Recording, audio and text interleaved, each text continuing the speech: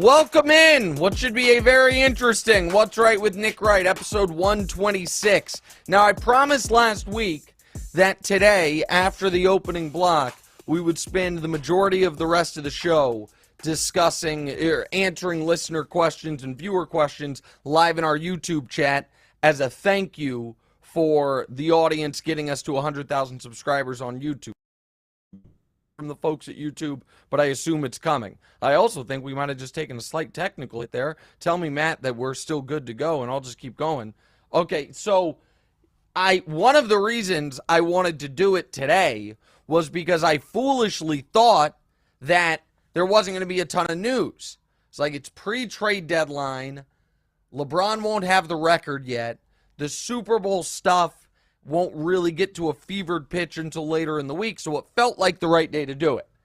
And then Friday afternoon, Kyrie demands a trade, and Sunday afternoon, Kyrie gets traded. So that obviously is going to be the majority of our first segment of the show. We will then get to your listener and viewer questions and comments. I will jump into the YouTube chat myself after the opening block, and we're going to try to work this on the fly.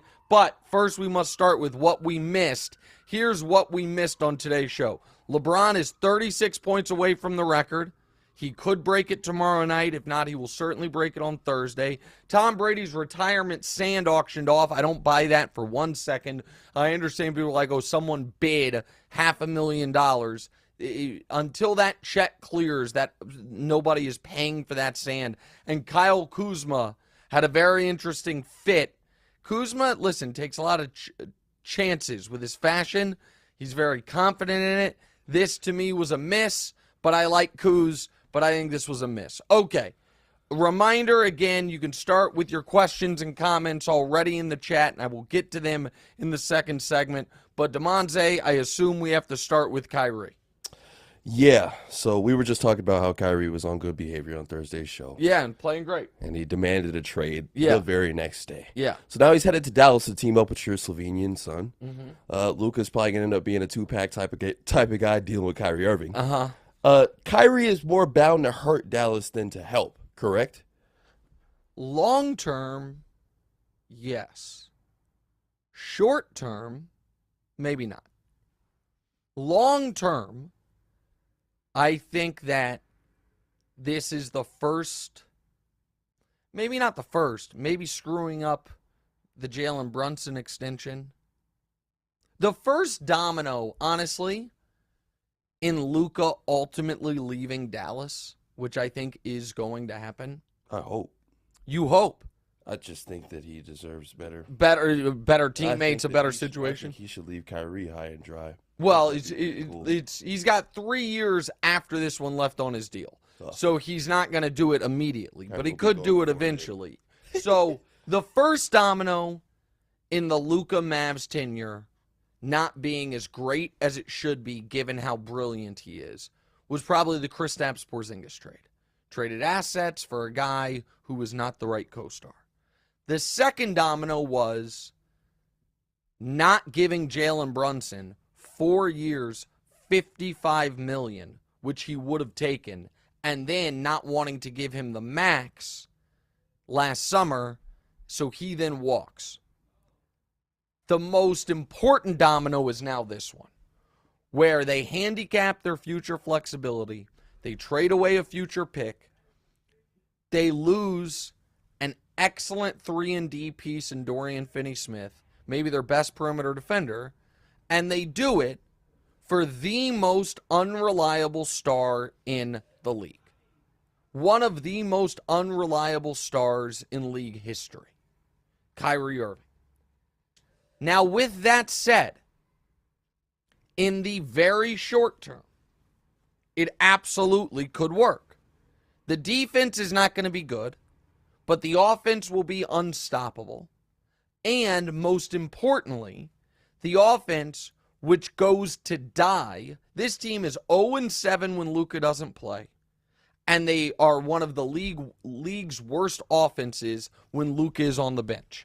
Now, this team offensively can survive when Luka rests. Also, Luka won't be as worn out at the end of games. So that's critical. Come the postseason, here's what we know about Kyrie. He's not scared. Now, I don't consider him a legendary postseason performer. Right. I consider him a guy who had a legendary postseason stretch in 2016, culminating in one of the biggest shots in league history. But it is worth noting that he left LeBron James in the summer of 2017, okay? We've had the 18, 19, 20, 21, 22, and this is now the 23 season. 6 years since then. Kyrie does not have a single significant postseason moment since then. In 2018, he missed the playoffs with the Celtics. The Celtics were there. He wasn't. He was hurt. And then he didn't show up to Game 7 at the Boston Garden to even sit on the bench because he's had nasal surgery. 2019, he flames out in epic fashion, demanding to guard Giannis and he demanded to guard Giannis, and they lost 4 consecutive games to the Bucks. I didn't even know that. 2020, he was hurt and not really interested in playing in the playoffs for the Nets in the bubble because Durant wasn't there. 2021, they look unbelievable in the first round against Boston with Harden and Durant. Then Harden gets hurt in Game 1 of that series. Kyrie gets hurt in Game 4 of that series. They lose an epic Game 7. Last year, he was awful and they got swept. Yep. And now we're to this year. So it's been a very long time since Kyrie Irving had an impactful playoff moment. With that said, if he's available, he's still obviously dangerous. His availability is a huge question, and the long-term sustainability of this is essentially impossible. We know that with this player. Now, are the Mavs, here's the deal. The Mavs, whoever traded for Kyrie, he wanted out of Brooklyn in part because they would, not in part, but because they wouldn't give him the fully guaranteed contract. All right? The Mavs, whoever traded for him, can only give him a 2-year extension right now. Now, the Mavs, I'm sure, would love to just sign Kyrie to a 2-year max extension, 80-some million bucks. That is not what Kyrie wants. So Kyrie is going to hit free agency this summer. What will he do? Where will he go? You would think the Mavs, because they traded all this for him, are willing to get in the Kyrie Irving business long term. That has never worked out for anyone. If they're not willing to sign him long term, then they just mortgaged a hell of a piece in Dorian Finney-Smith. I don't care so much about Dinwiddie. And a future first for a few months of Kyrie Irving. Now, if you win the title, it's worth it. But my guess is, even if they win the title, this could still result in Luka souring on the team long term. Because you win a title now doesn't mean Luka's in 3 years going to like the direction of the franchise. And this long term wise will absolutely hurt the direction of the franchise. Every team that's gotten into the Kyrie Irving business has ended up regretting it. Every team he has randomly and shockingly turned on. He turned on LeBron and the Cavs, he turned on the Celtics, and he turned on the Nets multiple times. Go ahead. Seems like you want to say something. Seems to be something a little different, though. Like from Kyrie going to the Mavs to the Nets and from the Cavs. What do you to mean? The Celtics. Actually, yeah, it's just, I don't know. Like, I feel like he just can't keep doing this. Why Like, not? it's got to come to a stop. So that's what everybody tries to assign logical decision trees to Kyrie. He's a obviously and clearly illogical person. It's not there. He missed out on over $10 million and the majority of a season because he out of nowhere became vaccine hesitant when that was nowhere in his history. He almost submarined this season because he refused to back down from promoting a movie that I still to this day believe he never even watched. And now, and that was sandwiched in between a trade request in the summer that he changed his mind on, and then a new trade request that came 3 days after talking about how this Nets team can't be compared to last year's Nets team because he's here now and he wasn't then. And then he demanded a trade 3 days later. The idea that Kyrie, all of it, is going to be like, okay, now I get it. No, he won't. But in the West this year, with the Lakers being run by one of the worst GMs in sports, with the Warriors, and we'll talk about them later, Steph getting hurt again, with the Grizzlies probably being a piece away, and the Pelicans falling apart, unless you think Denver is this juggernaut, the West is there for the taking. So that's why they did it.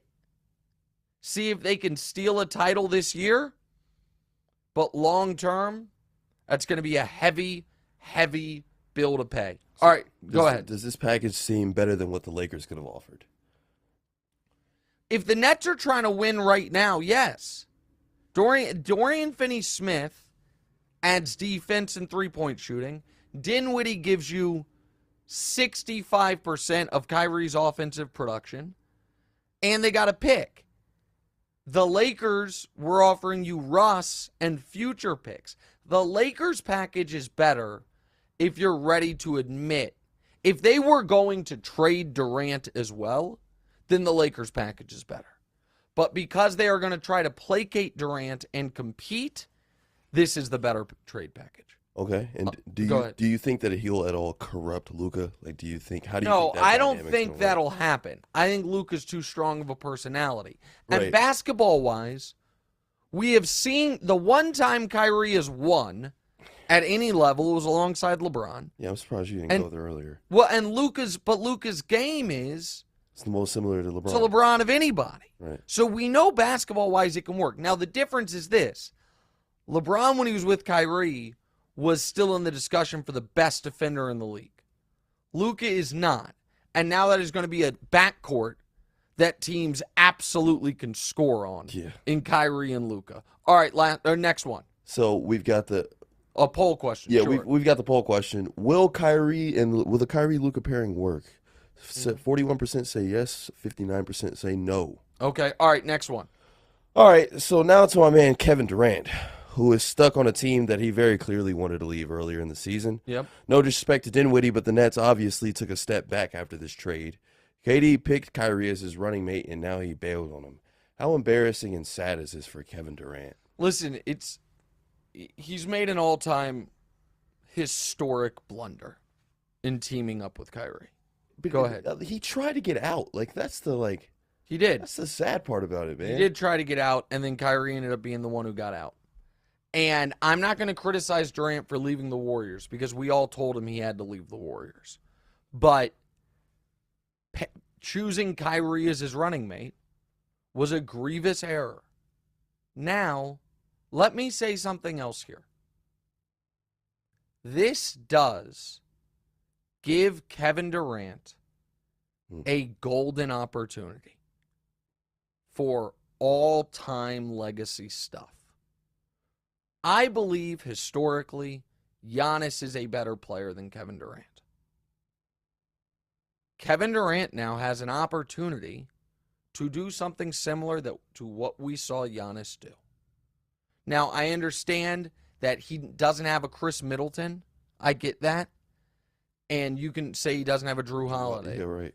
But that Nets roster is not a bad roster. Right. He's got Seth. He's got Seth. They might make another move. You have Claxton, who's been showing up. Right. You have Dorian Finney-Smith. You have the kid Cam Thomas, who just got to play the other night and scored 44 points the game you were at. Yep.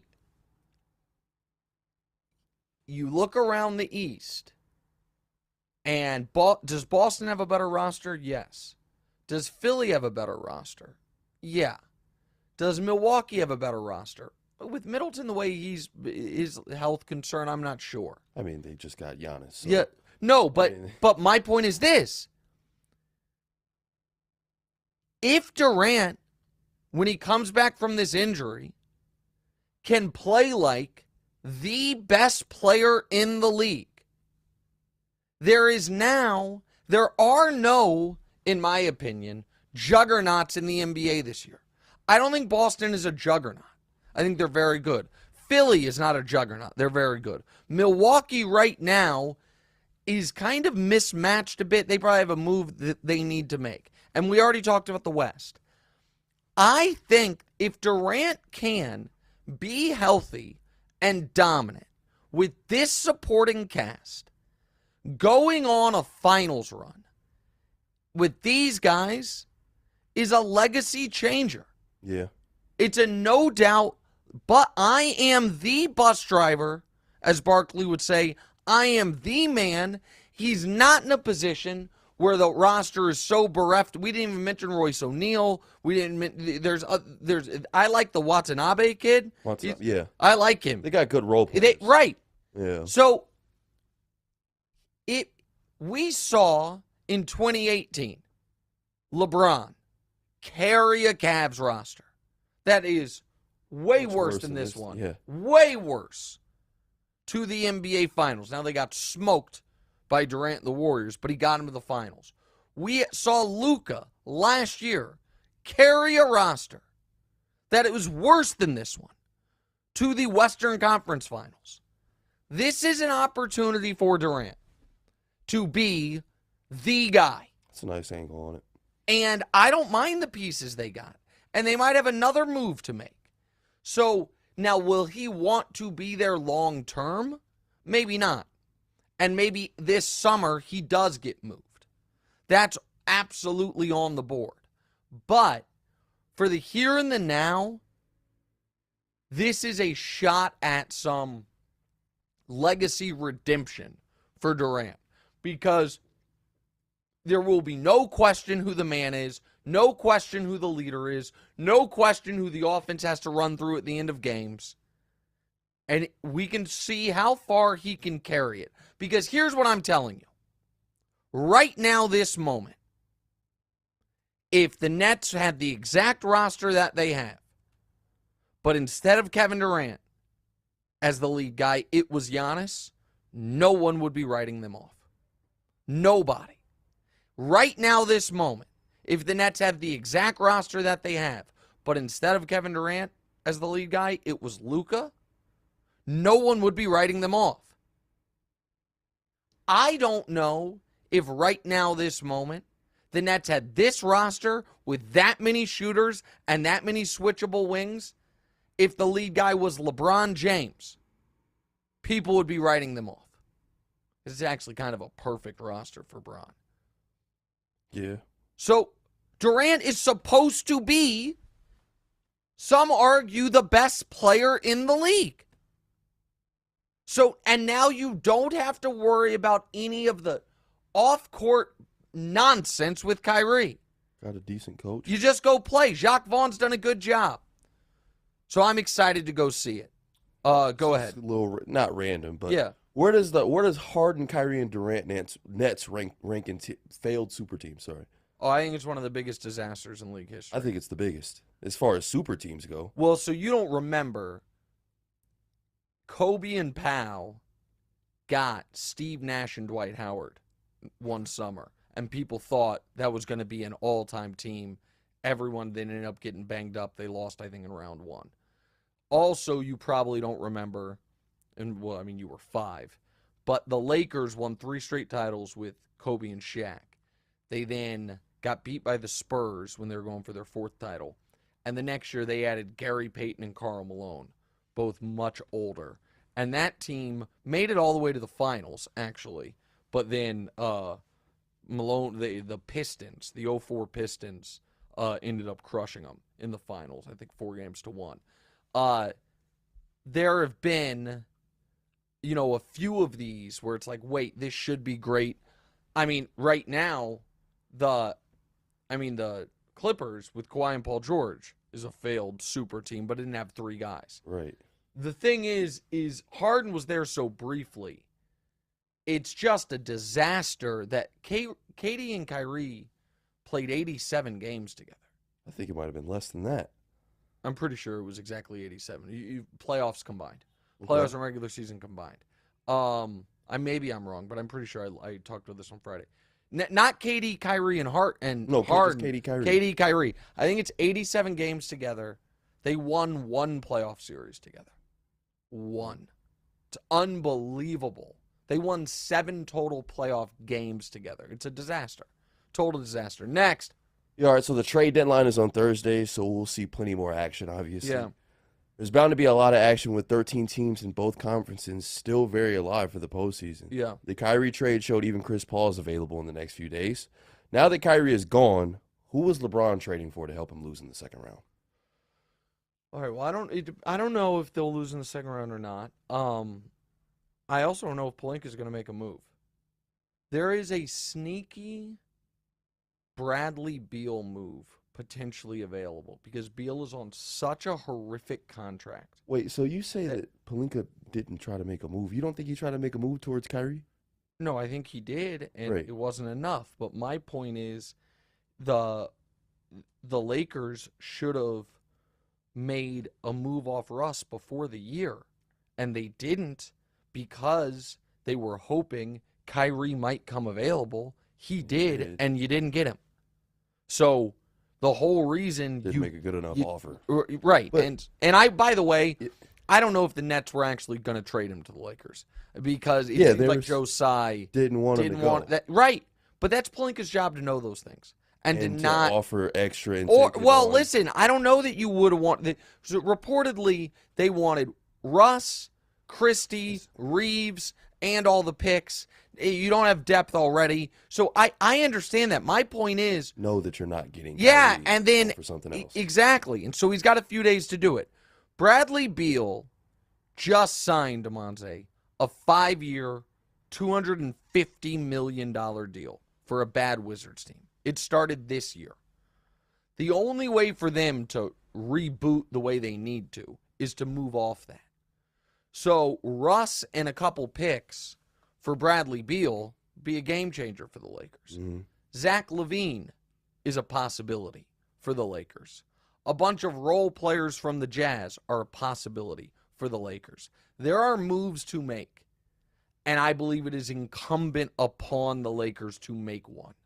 Even if if you were willing to give up both of those picks for Kyrie and his unreliability, then you've got to be willing to give up those picks for another guy that gives you a third legitimate scoring threat.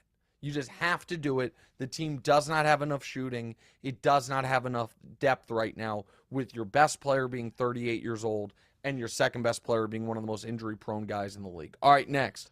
All right, your boy Pat. Patrick Mahomes is a game away from entering a truly elite group of quarterbacks. Mm-hmm. Only 12 quarterbacks have won multiple Super Bowls in their career. However, with the loss, the narrative may spin against him. If he plans to make a run on being the GOAT one day, is Mahomes at risk of digging himself in too deep of a hole with a loss in the Super Bowl this year? It would be very, very difficult. And it's not so much because he would have lost the Super Bowl and people are like, oh, now he's lost two. These idiots that think it'd be better to lose earlier in the playoffs than later in the playoffs. It makes no sense to me. Like, his legacy would be better if he had just lost to the Bengals like he did last year. Like, it's dumb. But here's where I think it's critical that they win this year legacy-wise. Andy Reid and Travis Kelce are not going to be around forever. Kelsey's the best tight end ever. And he's old. He's older than Gronk. Gronk retired twice already. Andy Reid is, I think, the second or third oldest coach in the NFL. Now, he'll coach for a long time. Right. But Kelsey playing at this level is not guaranteed for, more than another year or so. And you've got to have multiple rings with Mahomes and Kelsey together. The most talented quarterback, the best tight end ever. Those two guys together, you need multiple rings. We'll talk a lot more about the Super Bowl on Thursday's show when I'm down there. But yeah, Mahomes If they win Sunday, he has the greatest opening 5 years of any NFL player ever. I understand Brady in his first 5 years as starter won 3 Super Bowls, but the other 2 years, one year he missed the playoffs, the other year he went out in round 2, and he won 0 league MVPs, obviously. Mahomes' in first 5 years wins 2 MVPs, wins 2 Super Bowls, goes to a third, and the only years he didn't go to the Super Bowl, he lost in overtime of the conference championship game. It's a pretty unimpeachable record. Also, if Patrick Mahomes wins this Super Bowl, the complete list of quarterbacks in NFL history with multiple league MVPs and multiple Super Bowls: Tom Brady, Joe Montana, Peyton Manning, Mahomes. That's it. If Mahomes wins this Super Bowl and wins Super Bowl MVP, the complete list of quarterbacks with multiple league MVPs and multiple Super Bowl MVPs will be Tom Brady, Joe Montana, Patrick Mahomes. That's the list.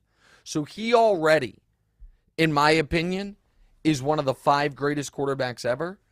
He will have an argument that he is top 3 if he wins this Super Bowl, and I think he will. Talk more about that on the gambling show that comes out tomorrow. All right, we're going to jump in. We'll do a little on Steph, and then I will jump into your guys' comments. I'm going to try to do this with you guys live on YouTube. We'll do that next. What's right?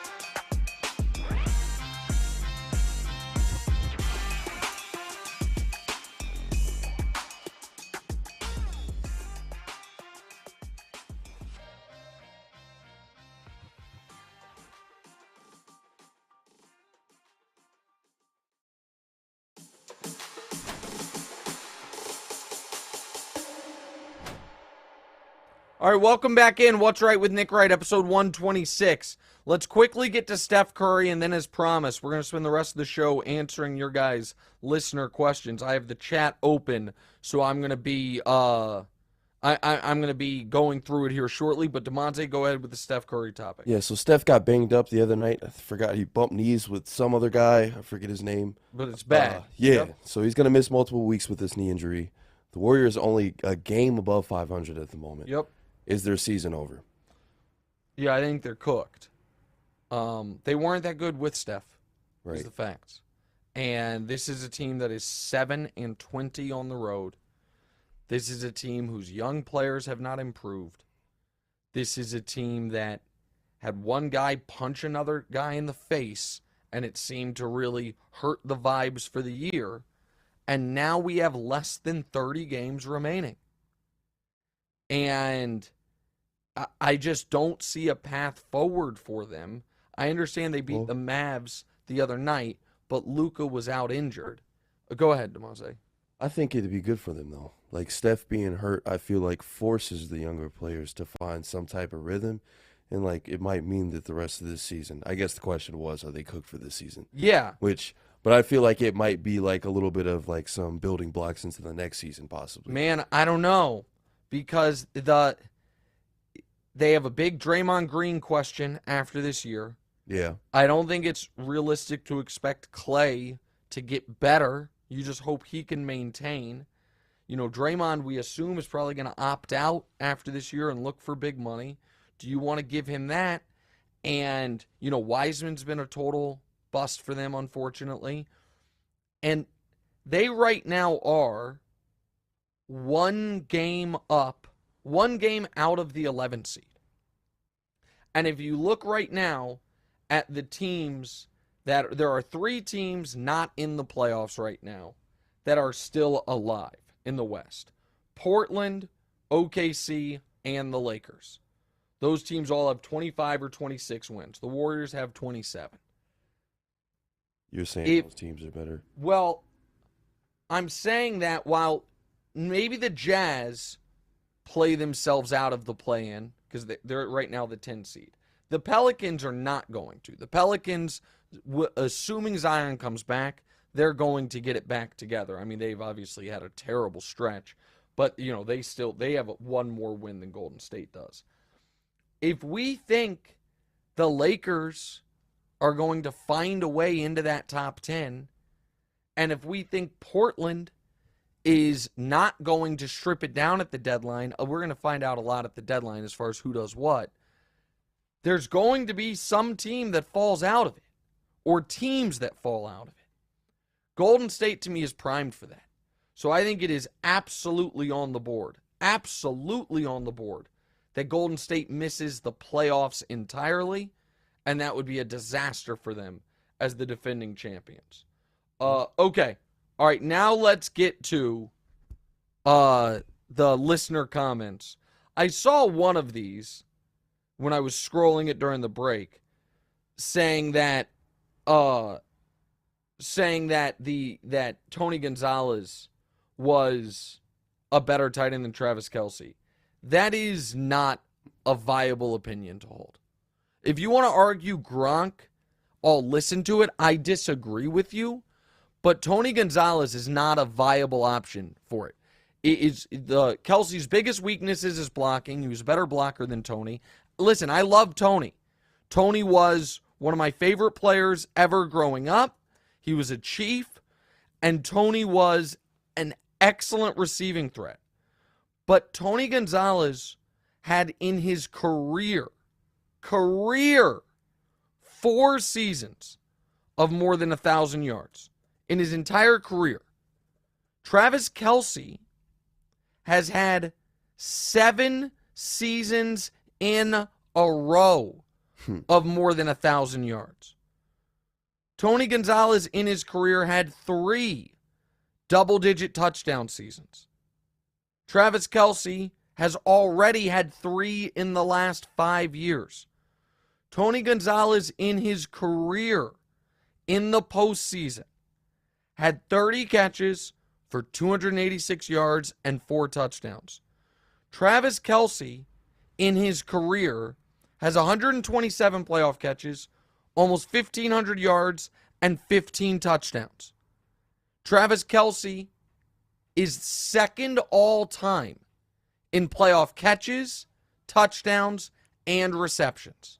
Not amongst tight ends, amongst all players. Kelce, Gronk, and Shannon are the 3 best tight ends ever, and I think Kelce is without question. I shouldn't say without question, but I think Kelce is the best. Okay. How to upload in full quality rights. What NBA franchise has the best 5-year outlook? Listen, if Zion can be healthy, New Orleans is in great shape. They have 1 billion picks. They have movable contracts, and Zion's a star. The answer to me is not the Mavs now that they've traded for Kyrie. I don't think that's a 5-year plan. I think they hope it's a 5-month plan. The Rockets, that's who I was thinking. especially if they can get Wemby or Scoot in this year's draft. Also keep in mind, the Rockets have the Nets' future picks. So if the Nets trade KD and have to start over, those are great assets for them. Great assets for them. And the Grizzlies, I think they need another piece, but obviously also, you know what I mean? They're young and excellent. I'm going to throw one other team in there. What? Go ahead. It seems like you want to say something. No, I was just going to say something about John Morant, but it's... You're deciding not to? Yeah. Okay. You're worried about his health, or you're worried about his demeanor? Yeah. Yeah. I think Ja doesn't surround himself with the best people. Yeah. And I think it's a little worrisome. The Cavs are the other interesting one, especially if in a year LeBron goes back there at age 40 to be a contributor. Because they have the centers, they have power forward, they have the guards. They just don't have a small forward, which LeBron could maybe slide into if they draft Bronny. I think I think that's on the board. Somebody said, which NFL end of season award do you think is most likely to not go to the current favorite?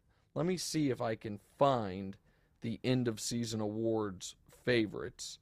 I'm not sure that I can find it actually. I just see all these Super Bowl props. So right now, I think it's very clear Mahomes is winning MVP. Nicky Bosa is winning Defensive Player of the Year. And I think Justin Jefferson will win Offensive Player of the Year. Got to. Sauce Gardner's definitely going to win Defensive Rookie of the Year. Mm-hmm. Offensive Rookie of the Year, I'm not sure. Could be Olave. Could be Garrett Wilson. I wonder if Brock Purdy is going to get some love for Offensive Rookie of the Year. See him get some votes. Yeah. I don't think it'll be Pierce, the running back from Houston. Nick, what's the worst bet you've ever made? The Jayhawks, the Kansas Jayhawks, Memphis Tigers played in the national championship game in 2008. Memphis was favored by 3.5. And I paid minus 140 to bet them laying 2.5. And Tigers, Jayhawks, national championship box score. Let me read you what happened there, Damonza. Okay. And this was I laid $1,400 to win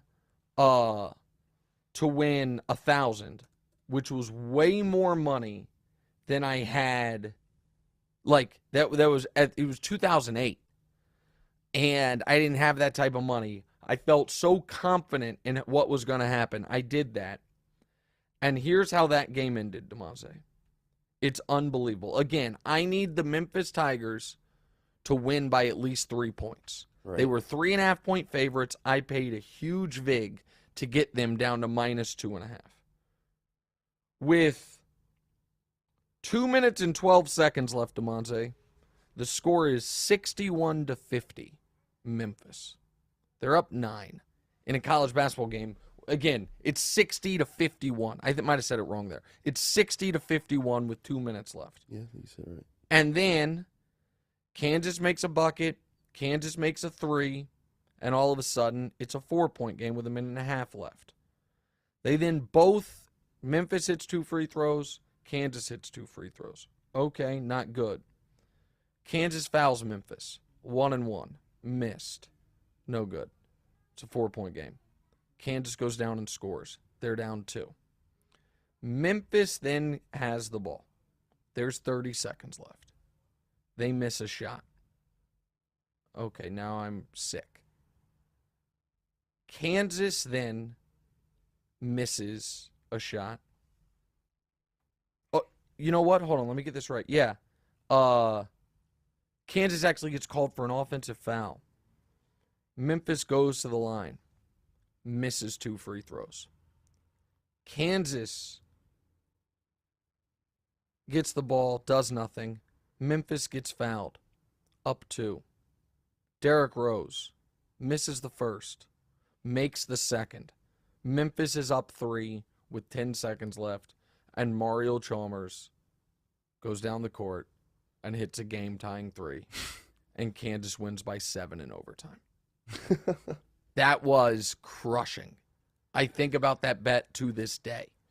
All right, let me find another one. They lose money to Mario Chalmers. I know, Mario. It's unbelievable. Do you think Brady Mahomes becomes Jordan LeBron? One will have all the rings, the other will have all the stats. I mean, if Mahomes gets to within 2 rings of Brady, the way LeBron has gotten with Jordan, then people will acknowledge Mahomes the greatest ever. If Mahomes gets to 5 rings in this era with his numbers and his eye test, the real question is if Mahomes finishes with like 3, will people consider him the GOAT? Nick, what's the worst take you've ever had? I mean, the one I'm probably most famous for is I said... Are you talking about, are you going to say Wiggins? No, it's different Warriors take. I said that the Warriors were going to regret... No, that they were going to regret getting Durant. Oh. That they should have it was the best team I'd ever seen, the 73-win team, and they overreacted to LeBron beating them, and they should just run the thing back. And that it wouldn't work with Durant. That was bad. That was way worse than the Wiggins. Yeah, way worse than the Wiggins one.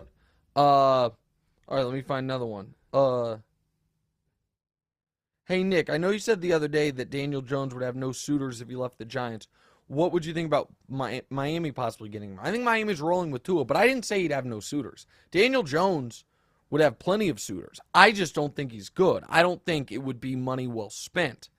But Daniel Jones, quarterbacks are hard to find, and teams will trick themselves into it. Let me find another one here. Go ahead. Marcus Trevino says, is signing this past extension with the Lakers LeBron's biggest career mistake? I think it's a huge mistake. I didn't get it at the time. That's a good one. I didn't understand it. I still don't understand it.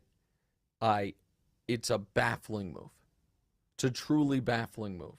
Yeah. Go ahead. There was a fan in there that asked you about like what was like your worst take. Do you think that if the Eagles ended up winning the Super Bowl this year, that the way that you talked about them throughout the entire season could end up being like one of your worst takes? It'll be pretty bad. Oh. Yeah. I mean, it would not be good for me. But I did that once before. This is the nervous part. I have some experience with that, not because I didn't believe in the Bucs Brady's first year there, and I thought Brady was cooked. And then they played my Chiefs in the Super Bowl and crushed them. So that one wasn't good. Let me find another one. What sports talk show do you think is your top competition? I think if we're talking about shows on the other network, I think NFL Live's really good. I got to give them credit. They have great chemistry. They have fun. They're smart. Mina is brilliant. I love Marcus Spears. I think that's a really good show. And it's on during my show. So, You know what I mean? That's a bummer. There's a lot of good shows out there. But I think they do a really, really good job. Nick, why is nobody besides you obviously talking about how impressive it is that after trading Tyreek, the Chiefs are back in the Super Bowl after crushing a loaded AFC? Because people don't like to admit that their idiotic takes were wrong. One thing that I will give myself credit for is when I do get things wrong, I own it. I don't pretend I didn't say it. Our friend Dusty texts in with how you not mention the 2017 Eagles as your worst take. I think that was still defensible. The 2017 Eagles, Carson Wentz was en route to winning league MVP. He broke his leg with 2 weeks left in the season, and I said, well, they can't win the Super Bowl now. The whole reason this team's been awesome is because of your quarterback. He broke his leg, so you can't win the Super Bowl. Nick Foles came in, and it's not like the defense carried him. Brady played them in the Super Bowl. Brady threw for 500 yards, and the Eagles hung 40 on the Patriots defense. Like, I don't think that was an indefensible take. It was just Nick Foles and an out-of-body experience for a month. Nick, is Damonza still? By the way, Damonza's name does not have an E in it. It's not Demon. Yeah, everybody thinks it would be. It's spelled like it's literally on the thing. Oh yeah, good point. Is Damonza still going to be on the show when he moves? He's great on the show. He's a foil to Nick, who talks sports all the time. So Damonza is definitely going to be on the show in some capacity when he moves. We haven't actually yet fleshed it all out. Right. There's going to be a transition period where Damonza's mom and his older sister fill in for him during the move and during the beginning of his time in LA while he kind of gets settled, figures out what the day-to-day in the office life is like, gets his apartment situated. So there's going to be at least, like a 6-week period or so where he's definitely not on. And then once he's fully settled with the office job in LA and we figure out logistically how it could work, we're then going to determine if he's going to be on every show as he is now, how we're going to do it. So there will be a period where Damonza's gone. He then will be back in some capacity. We haven't quite, to be totally honest, figured out all the logistics of it and the technical side of it just yet. I like you guys too. Yeah, people have been nice to you, man. Yeah. People, I appreciate that. Some of the, I don't know if you checked any of the comments from the piece I did on Brady and parenting and the tough decisions. People were very nice to you in that as well. Okay. Talking about enjoying watching you and I work together and those things. Yeah, I'll have to check it out. Yeah, that made me happy. Nick, who's the funniest person you've ever worked with on TV? It's Wilds. I knew, yeah. Wilds is legitimately a very funny guy. Yeah. I think you should tell him about the Mad Dog beard. Or no? The Mad Dog beard. I've got Mad Dog beard. Oh, okay. Well, this is. No. I mean, I don't know if I should tell him this or not. I'm just going to tell him. Bad. Yeah, I mean, it's going to make him look like a total doofus, but it's true, so I'll tell it. So, I said something. I said to Wilds, I think, that I have all these gray hairs in my beard.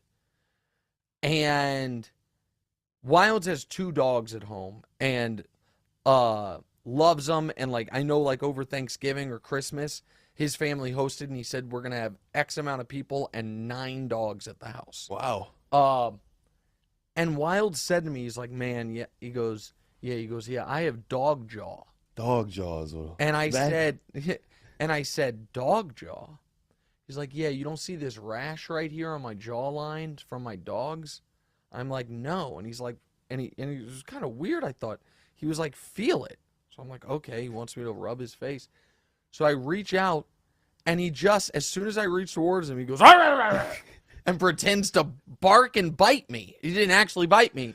And then just started laughing hysterically at his own idiotic joke. So he actually is a funny guy, even though I found that to be a wild thing for a 40-something-year-old man to do while it's in the name. I mean, that's a good point. It's in the name. All right, let's take a very quick break, come back, and we'll answer more questions in the chat before I have to go to TV. Talk to you guys shortly. What's right?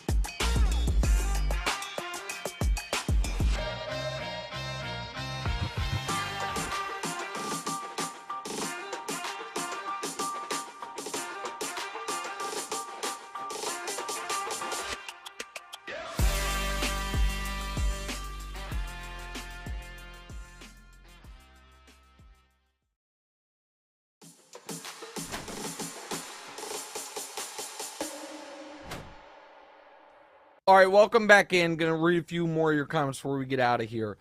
People are saying the dog jaw comment is from Ace Ventura. I don't remember that. Have you ever seen Ace Ventura? No. Oh, I think you'd love it. What's it about? Oh, it's Jim Carrey at his peak. Okay.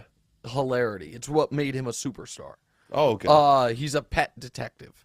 Sweet. Is he busting dogs? No, the premise is the Miami Dolphins mascot, the dolphin, goes missing. Okay. It's Yeah, I'll really, definitely have to check that out. yeah. I mean, that was way before your time. But you've seen Dumb and Dumber, Yeah. and so this was pre Dumb and Dumber. Matt Ford is beside himself. He said, "What is Ace Ventura about?" The guy's 24, man. Damonza, I mean, Ace Ventura almost assuredly came out before he was born. Yeah, I bet you've never seen Jeepers Creepers, Matt. Oh wow, take that, Matt. Ace Ventura came out. Let me see the year.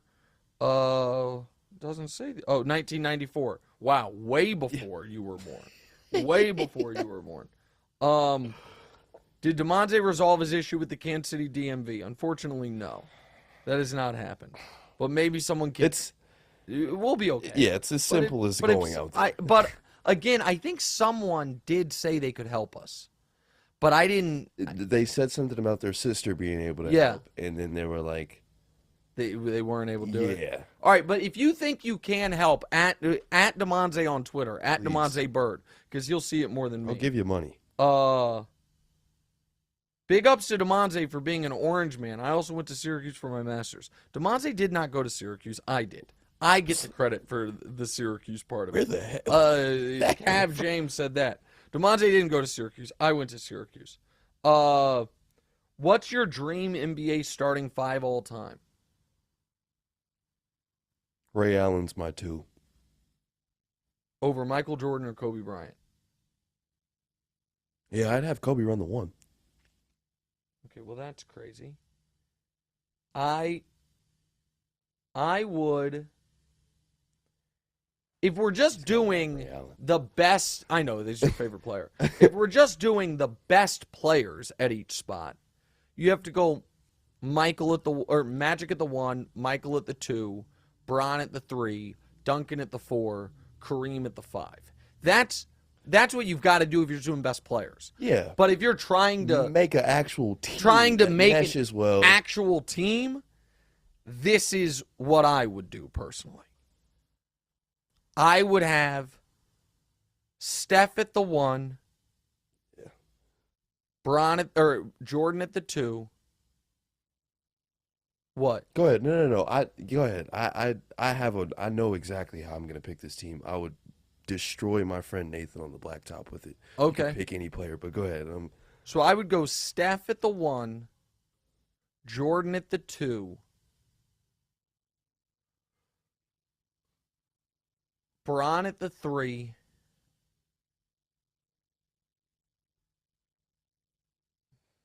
Giannis at the 4, and Shaq or Dream at the 5, but I'm going to go Shaq. So similar. Okay. Not when you get to that 2 and 3, but yeah, Curry at the 1. Who is it? Ray Allen at the 2. Vince Carter is my 3. Giannis is the 4, and Shaq at the 5. So no Bron. No. You're going Vince Carter over Bron. Yeah. Okay. That's a terrible idea.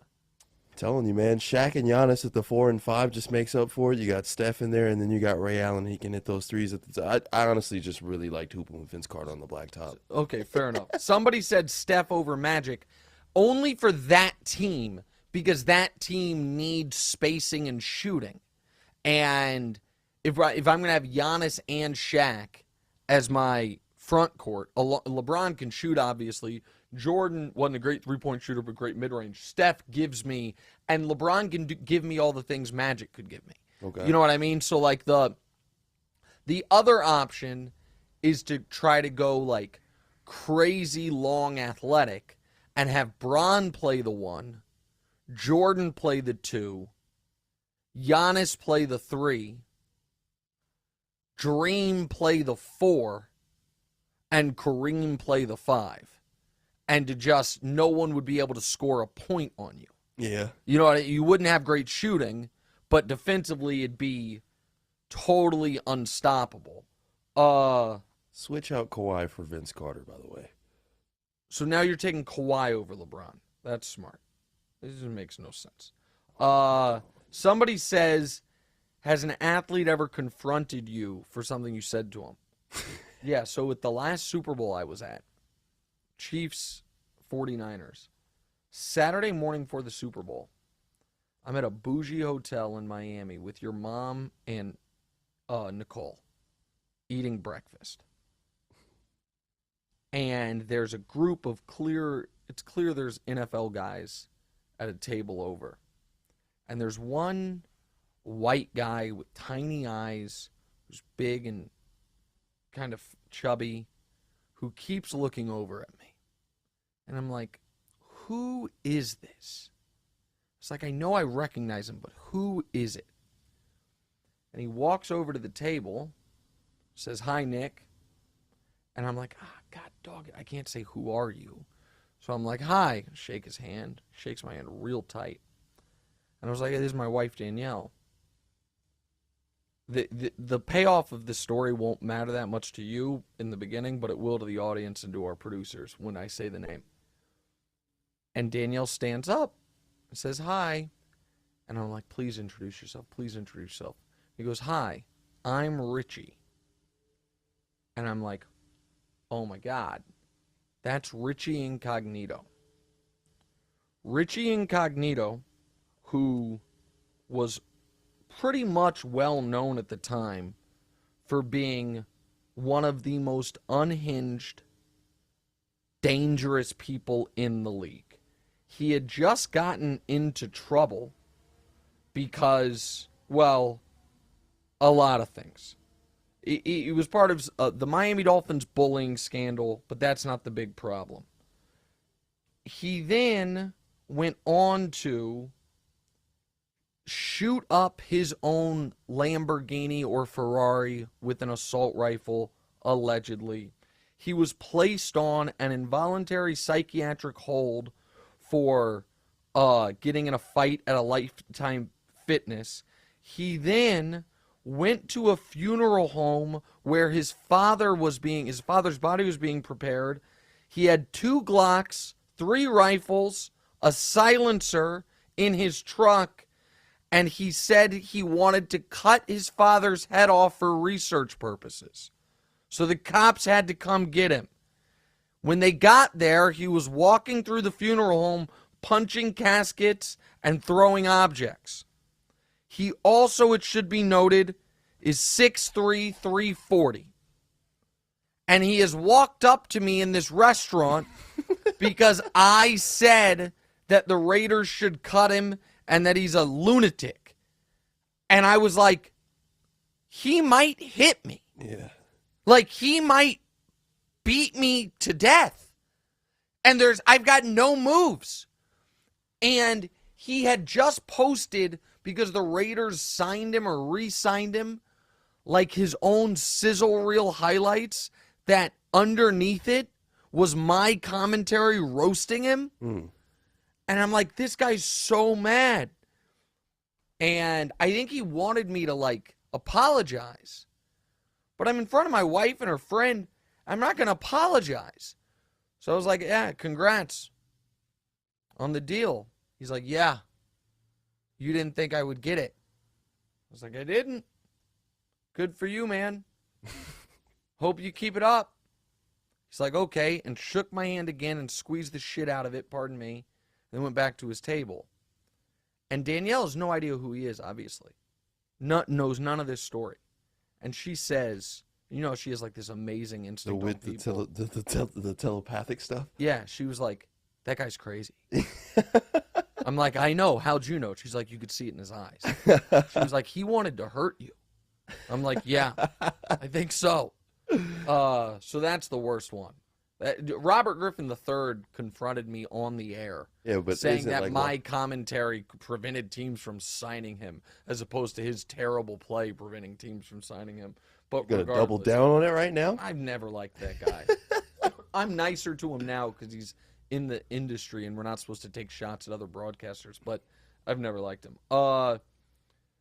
Nick, are you a fan of the Pat McAfee show? Do you like what he's done in the sports world? I don't watch Pat's show, but I'm wildly impressed with what he's done. What he's done is a great story of betting on yourself and hitting it huge. Pat's a massive success story, a huge talent. He's fantastic. Nick, do you really think LeBron would beat Jordan one-on-one both in primes? I do, because he's so much bigger and stronger, but I also think that is a terrible measure of basketball. 1-on-1. Yeah, I just think that's not at all the measure of what makes someone great. Like, I think that, James Harden might cook Tim Duncan 1-on-1. Right. Tim Duncan's one of the 8 greatest players in the history of the league. So I just think 1-on-1 is silly. Let me see if I can squeeze in a couple more. Nick, do you think Darvin Ham's terrible rotations have escaped blame? I do, but I also think him getting Russ to accept the role that he's gotten and Anthony Davis playing at the level that he's played at when he's healthy, he deserves credit for that. Nick, what player would you want to see get traded to a better situation other than LeBron just to make the league better? Dame. Yeah. I'd like to see Dame in big games on a contender. Nick, have you met LeBron in person? I have. Do I have any pictures with him? I don't. I don't take pictures. I take pictures if someone wants to take a picture with me, right, but I don't ever ask people for pictures. Nick, if I go to one sports book, as far as which one's the best, if you want to go in person, the Circa Sportsbook off the Strip in Vegas is pretty phenomenal as far as what they have, as far as the TV screens and how big of what their setup is. Nick, your top 5 receivers of all time. Rice and Randy have to be there, and then it gets very tough. I don't want to just give that list flippantly without thinking about it. Stanley Givner would. Mm-hmm. Oh, Stanley Givner. No. Mm-hmm. Would adopting relegation for the bottom teams in the NBA deter teams from tanking? I like the relegation model. The problem is it doesn't work the way the NBA, the way American sports are formatted. Because you can't have a G League team promoted. You know what I mean? Like, you just can't. And right. So it wouldn't work in that regard. I think relegation's smart and a cool thing, but the European soccer leagues are just formatted so differently. Somebody asked Damonza, could he beat J.J. Redick 1-on-1 right now? The answer to that is no. I could. J.J. Redick? Yeah. Okay. What are we? We're probably like the same height, huh? He might be a little shorter than me. Yeah. But J.J. Redick recently retired from the NBA and was very good. Yeah. He was very good. I just retired from basketball like a year ago. Okay, good point. Dan Patrick and Colin Cowherd, Nick, come out and tell us what you did to get where you are. The very short version is an asinine amount of hard work and a whole lot of good luck.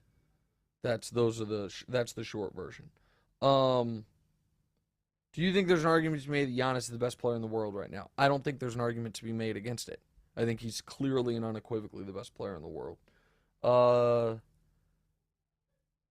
Nick, do you and LeBron have any relationship at all? I have a very, very good, close relationship with Maverick, LeBron's business partner. Mm-hmm. We've been to each other's houses. Maverick, I would call a legitimate personal friend. I have a good relationship with Rich Paul, LeBron's agent, also Rich, who got a lot of airtime at the Grammys yesterday because he's dating Adele.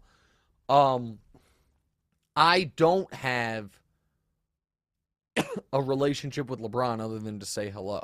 It's nothing bad. It's just our paths have never really crossed. I've never lived in the same city he played in, so we haven't had a lot of, you know what I mean? But I'm friendly with people in his orbit, and last time I saw LeBron, he was at a nightclub in Houston, and he seemed happy to see me, and we dapped each other up, but that's the extent of it. Not someone that I can text with or that I could be honest to call a friend. I just think he's the greatest athlete ever to live. All right, fun show. I hope we rewarded the subscribers as promised by doing that. I thought it was great. Should be a great TV show today as Broussard's Nets. I think he's going to think they're in shambles, and I think they might have actually gotten a little bit better. We'll do that on TV. I'll talk to you guys throughout the week. Gambling show tomorrow. What's right? Hey, it's Nick Wright. Thank you so much for watching. Please do us a favor. click subscribe. It helps my ego, and Damonza's got a financial bonus writing on a number of YouTube subscribers, so help him out. And also, click the bell. I don't know what the bell does, but they tell me to tell you to click the bell. And your audio listeners, people that have commutes, drives, whatever it is, subscribe to the podcast as well, wherever you get the podcast. Same show, just in your ears instead of through your eyes. All that, check it out. Appreciate y'all.